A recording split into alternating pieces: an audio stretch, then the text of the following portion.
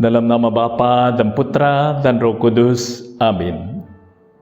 Ya Tuhanku, ya Allahku, aku sungguh percaya bahwa Engkau hadir di sini, bahwa Engkau melihatku, bahwa Engkau mendengarkan aku. Aku menyembah Dikau dengan hormat. Aku mohon ampun atas dosa-dosaku dan rahmat untuk menggunakan waktu berdoa ini dengan penuh hasil. Bunda Keintak bernoda, Santo Yusuf, Bapa dan Tuanku, malaikat pelindungku, doakanlah aku. Dalam nama Bapa dan Putra dan Roh Kudus. Amin.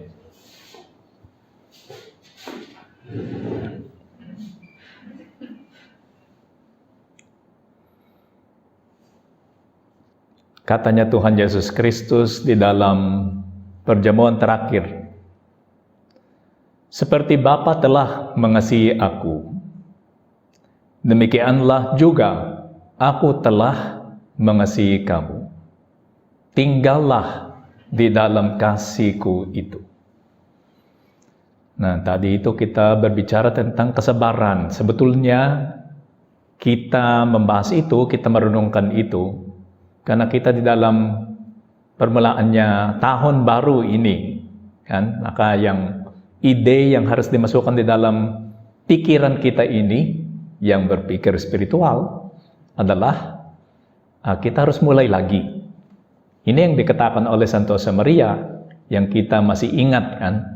Kehidupan kita ini, nasib kita di dalam dunia ini adalah memulai dan memulai lagi.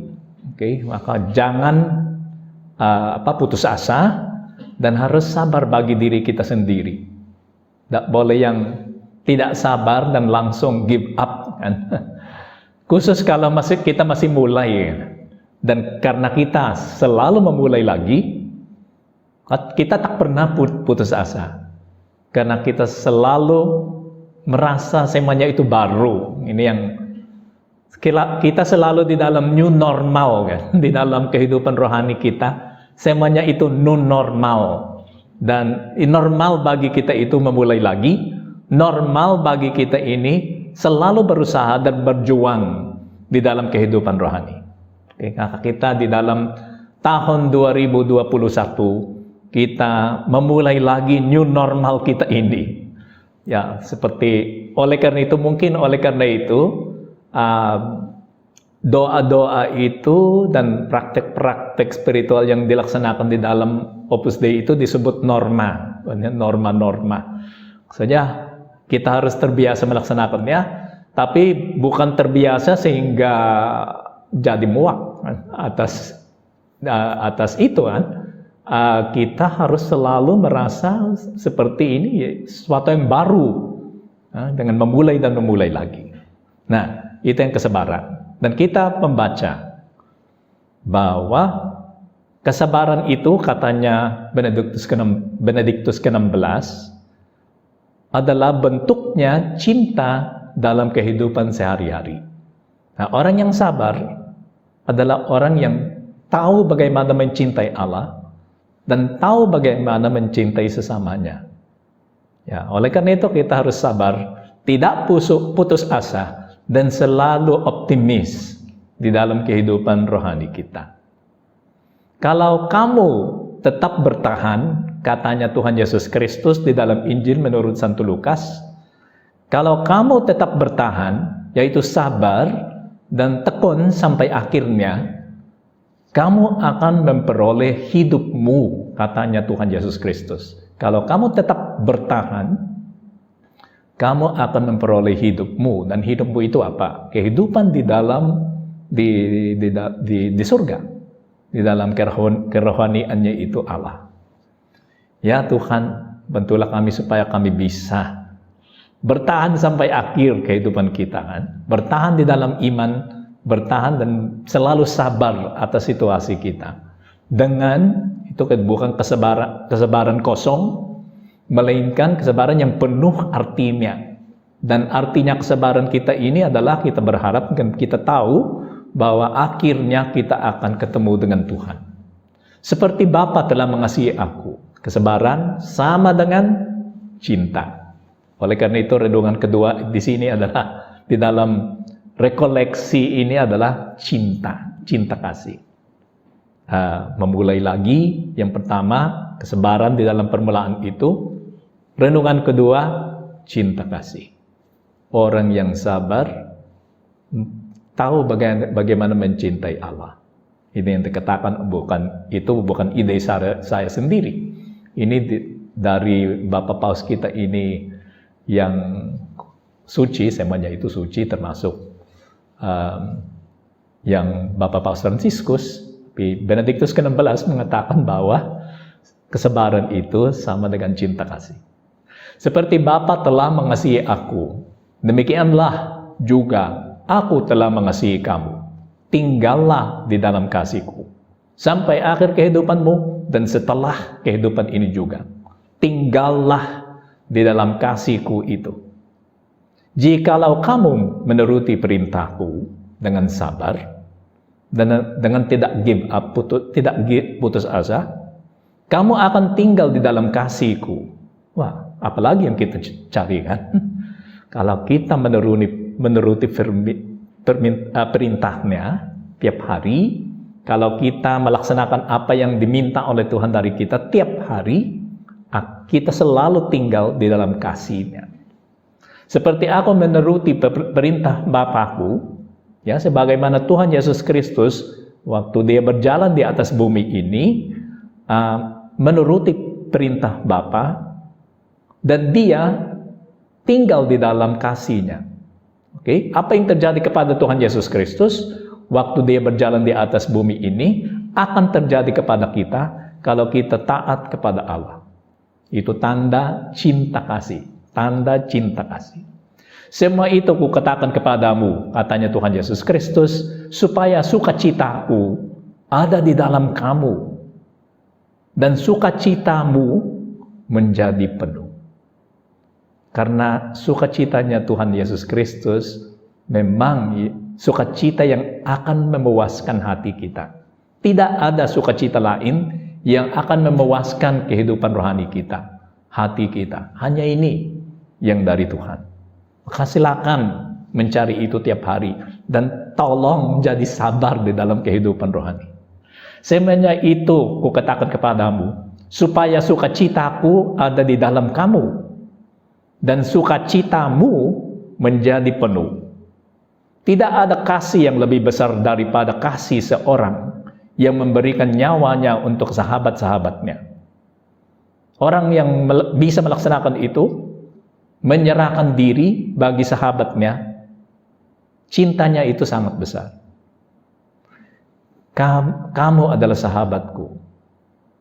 Maksudnya Tuhan Yesus Kristus, aku mengorbankan diri bagi kamu. Itu yang dilaksanakan oleh Tuhan. Dan kita diingatkan oleh Ekaristi, kan? Ya, di dalam Ekaristi Dia terus-menerus mengorbankan diri bagi kita. Kamu adalah sahabatku jikalau kamu melaksanakan perintahku. Berbuat apa yang kuperintahkan kepadamu.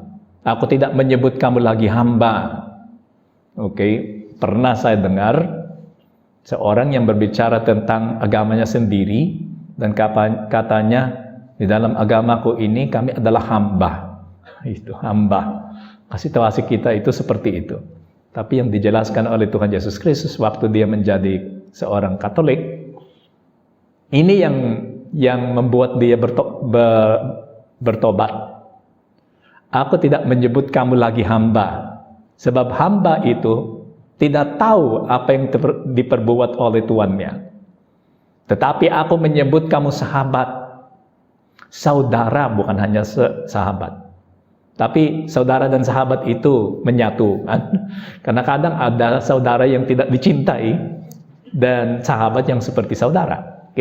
Maka semua saudara kita itu harus menjadi sahabat. Kalau memang itu orangnya itu sungguh saudara atau saudari, dia harus menjadi sahabat. Ya, saya pernah mendengar itu ada toast, kan?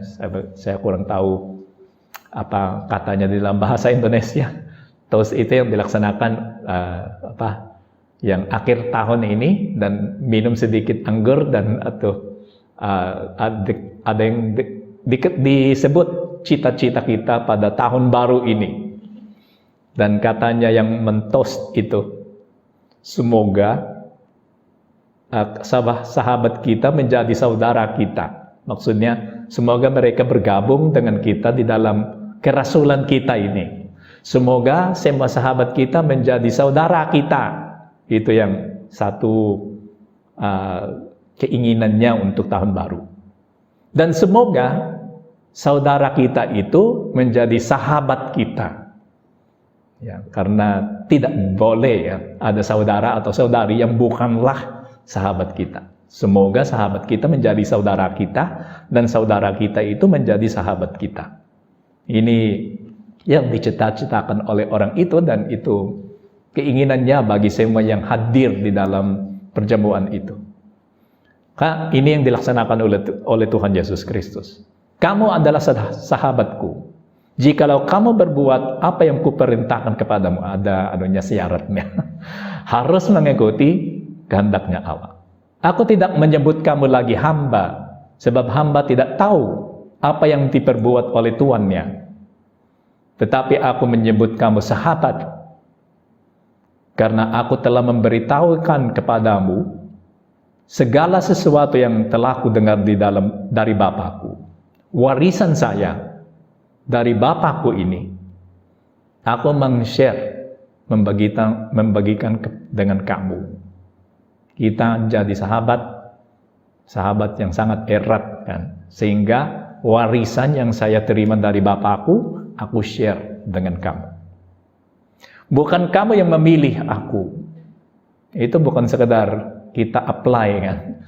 Tolong Tuhan, saya layak untuk menjadi saudaramu karena gini, dan ada CV-nya, dan tolong menerima aku untuk menjadi saudaramu.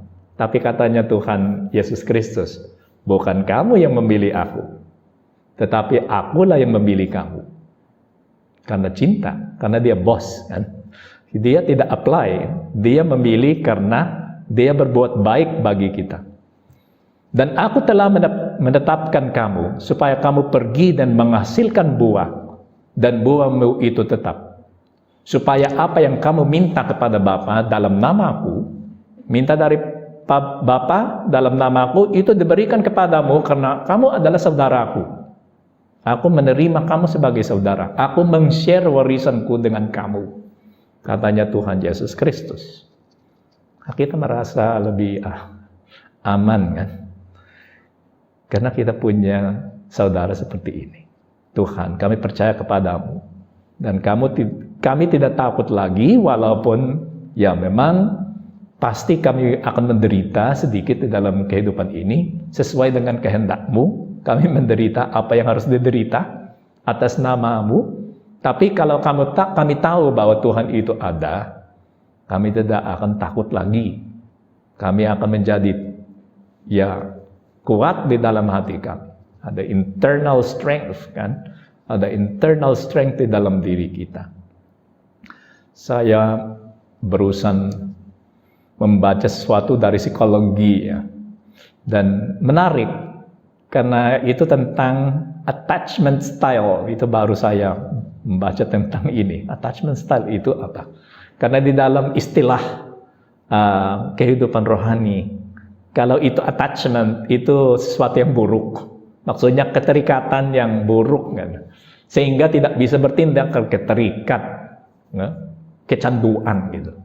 Terikat dengan hal-hal yang berdosa, yang tidak berkenan kepada Tuhan, maka itu attachment gitu. Keterikatan dengan ini.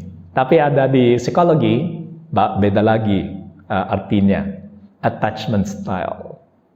Dan kata mereka itu, attachment style itu adalah bagaimana kita berelasi dengan orang tua atau orang yang menjadi sumber keamanan kita. Dan itu khusus ditetapkan, dikuatkan waktu kita masih anak kecil, itu masa kecil kita. Attachment style itu ditetapkan. Dan apa yang konsep attachment ini? Konsep attachment ini adalah kalau kita tahu bahwa jika ada masalah atau ada sesuatu yang menakutkan kita, kita tahu bahwa kita bisa berlari kepada seseorang atau kepada tempat, yaitu rumah tangga. Kita bisa pulang ke rumah tangga dan merasa safe di sana. Orangnya itu, personalitasnya itu berkembang normal dan kuat. Dia menjadi kuat. Dia tidak akan takut dengan apapun. Dan dia tidak akan takut berrelasi dengan orang lain. Itu yang disebut oleh psikologi, itu bukan dari saya. Oke? Walaupun kehidupan rohani itu bukan sekedar psikologi aja. Tapi sekarang ada banyak hubungan antara ini. Dan yang menarik adalah, kalau kita tahu bahwa ada satu tempat, satu orang yang menjadi jaminan keamanan kita, kita akan bisa berkembang dengan baik. Nah, sebelum mengetahui ini, saya sudah selalu menyebut juga, selama kita tahu bahwa ada satu orang di dalam dunia ini yang sungguh mencintai kita, kita survive. Nah, saya dengan tidak mengetahui teori psikologi itu, saya melihat ini di dalam kehidupan rohani dari apa yang saya baca dan apa yang saya melihat di dalam kehidupannya seseorang. Okay? Orang-orang yang pernah bimbingan rohani kan, dan yang kita membaca tentang kehidupan rohaninya orang-orang yang ada di dalam dunia ini. Selama itu yang kesimpulan saya, selama ada satu orang yang mencintai kita, kita tahu bahwa cinta itu ada, kita bisa survive. Ternyata psikologi juga mengatakan itu. Attachment style. Selama attachment kita ini dengan seseorang atau tempat yang keluarga misalnya, kuat. Dan kita tahu bahwa orang itu selalu ada. Atau tempat itu selalu ada. Kita bisa berlari ke situ dan merasa aman. Kita bisa berkembang secara normal dan kuat. Itu yang secure attachment style. Ada yang insecure, 3 yang insecure. Yang insecure itu anxious preoccupied, dismissive avoidant, fearful avoidant, silakan membacanya sendiri. Tapi itu yang diakibatkan oleh masalah di dalam ini. Mereka, anak-anak tidak tahu kalau mereka pulang dan akan menemukan tempat yang aman. Atau menemukan orang di rumah yang mencintai mereka. Ya, orang-orang tua yang ada di sini, ibu-ibu yang ada di sini harus tahu itu. Anaknya tiap kali pulang dari sekolah harus merasa aman. Jika ada banyak masalah di sekolah, dia harus tahu kalau dia datang ke rumah itu penuh kebahagiaan. Dan semua masalahnya itu hilang kalau dia pulang ke rumah. Nah, kalau itu terjadi, dia akan menjadi berani keluar, bertemu dengan orang, menghadapi semua problem yang ada di dalam dunia ini. Dia bisa melaksanakan itu karena kalau dia tahu bahwa kalau ada yang mengancam dia bisa pulang. Dia bisa lari kepada ibunya atau ayahnya. Oke? Itu tidak bisa menjadi sempurna. Tapi kurang lebih, sejauh kita bisa menjamin itu kepada anak-anak, tolong melaksanakannya. Supaya mereka bisa berkembang dengan baik.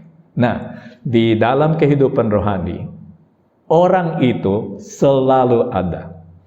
Tempat itu selalu ada. Dan itu adalah Tuhan Yesus Kristus. Kami tahu Tuhan bahwa Tuhan selalu ada. Aku percaya bahwa engkau hadir di sini. Bahwa engkau melihatku, bahwa engkau mendengarkan aku. Aku menyembah dikau dengan hormat. Aku mohon ampun atas dosa-dosaku supaya tidak ada halangan antara kamu dan aku. Dan ikatan itu, attachment style-nya itu secure, kan? Aman, ya, kuat. Dan sehingga kita bisa menghadapi termasuk yang pandemi ini dengan baik. Karena kita tahu bahwa Tuhan itu ada. Dia ada. Kalau kamu tetap bertahan, kamu akan memperoleh hidupmu. Kesabaran adalah bagian dari keutamaan ketabahan. Seperti yang kita baca tadi, bentuk cinta itu adalah bentuknya, kesabaran itu adalah bentuknya cinta di dalam kehidupan sehari-hari. Kita bisa menjadi sabar, bisa menjadi berani. Ada banyak keutamaan yang bisa berkembang selama cinta itu ada. Maka juga karena cinta itu adalah yang paling dasar. Nah, kebaikan paling dasar, paling universal, dan paling besar. Oleh karena itu, Santo Yohanes sendiri mengatakan bahwa Tuhan adalah cinta. Dia bukan keberadaan kekal. Dia bukan, ya memang dia keberadaan kekal. Dia adalah keadilan yang sempurna. Dia adalah yang maha kuasa. Dia adalah yang maha baik. Dia adalah yang maha rahim. Semuanya itu adalah Tuhan Allah, kan? Tapi definisi mana yang dipilih oleh Tuhan bagi dirinya sendiri? Bagi memang yang Yahweh itu maksudnya adalah aku adalah ada. Okay. Aku adalah ada.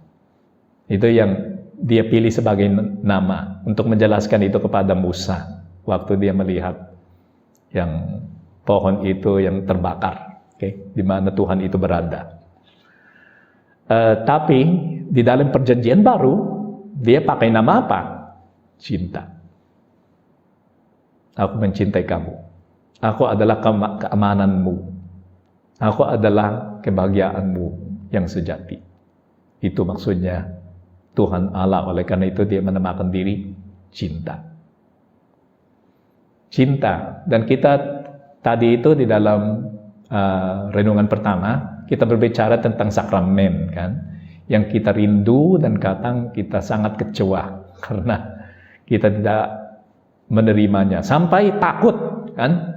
Takut tidak menerimanya karena bagaimana kita bisa selamat kalau kita tidak terima sakramen. Yang mengancam sekarang adalah tidak menerima sakramen pengurapan orang sakit. Benar?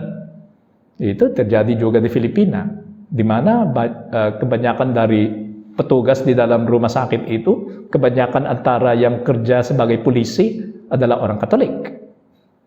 Oke, tapi waktu ada orang yang sakit di dalam ICU, itu kebijakannya tidak boleh masuk siapapun, kan? Dan walaupun ada kasus ketika Romo itu bisa sampai, tapi ada banyak juga yang tidak dibiarkan sama sekali, karena sangat berbahaya bagi Romo dan bagi orang yang nanti itu ketemu dengan Romo. Oke, maka tidak dibiarkan. Dan kita bisa saja, dan itu ya bisa dimengerti, kan, bahwa kita merasa sedih, takut atas kejadian seperti itu. Dia pernah ada bertanya kepada aku tentang ini. Bagaimana itu Romo?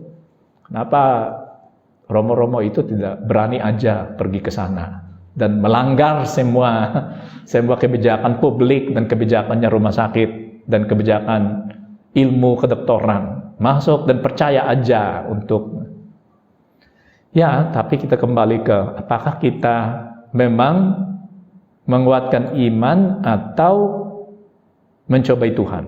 Apakah itu tempting God atau faith yang paling sangat dalam? Ya, itu per kasus itu harus dipertimbangkan di hadapan Tuhan. Tapi ini saya melihat sebagai solusi. Tuhan itu membuat sakramen-sakramen ini demi cinta akan manusia.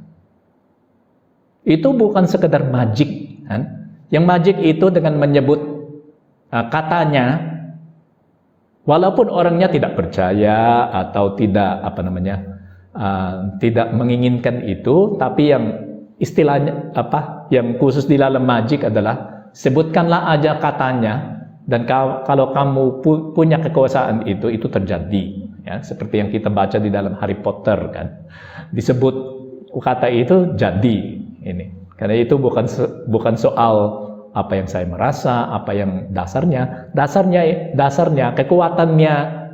kekuasaannya magic itu adalah ada di dalam katanya.